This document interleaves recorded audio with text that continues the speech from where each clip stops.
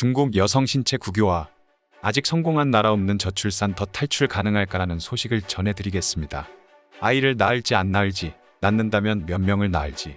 중국에서 이들을 결정하는 것은 부모가 아니라 공산당과 국가입니다. 거기에는 정부의 초조함이 있습니다. 전 세계 누구나 아는 중국 특유의 인구 억제 국책. 1남녀 정책은 2015년 2남녀 정책으로 최근 갑자기 3남녀 정책으로 바뀌었습니다. 21년 12월 중국 관제 언론은 세자녀 정책을 실행하기 위해 당원과 간부들이 행동을 보여야 한다는 사설을 인터넷에 올렸습니다. 이런저런 핑계를 대서 한두 명으로 끝내면 안 된다. 세자녀 정책 실행은 모든 당원과 간부에게 국가 인구를 늘리기 위한 책임과 의무다라는 내용입니다. 웬일인지 바로 삭제됐습니다.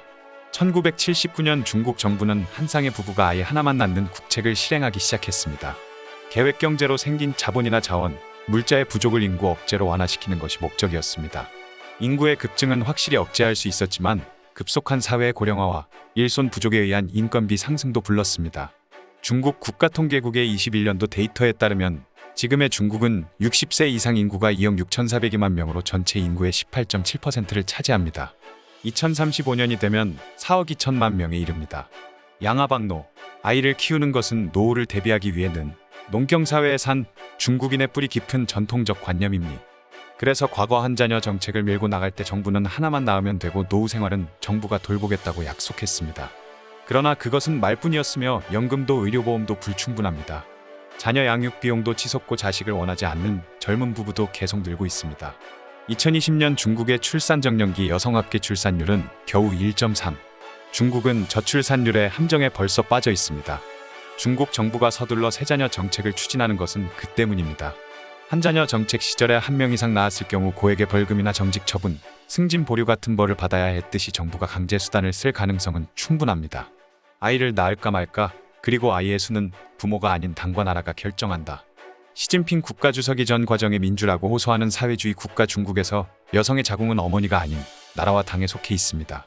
일본 네티즌들의 본 기사에 대한 댓글을 소개드리겠습니다. 저출산 문제의 본질은 아이를 낳지 않는 것이 아니다. 낳아도 키울 수 없다는 것이다. 누가 자녀 양육비, 생활비, 교육비를 부담하는가가 본질이다.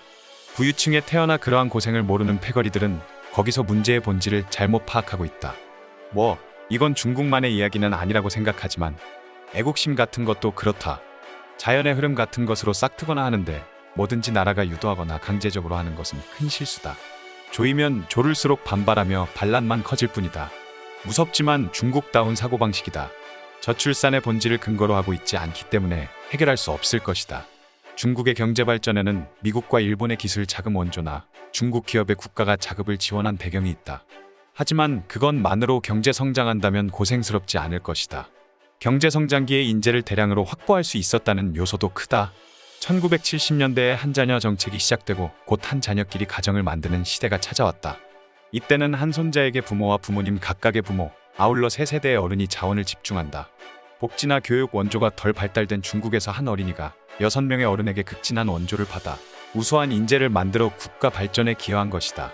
그 구조를 버린다면 공짜로 세 자녀가 대학을 나올 수 있는 정도의 사회를 만들어야 한다. 하지만 그건 간단한 일이 아니다.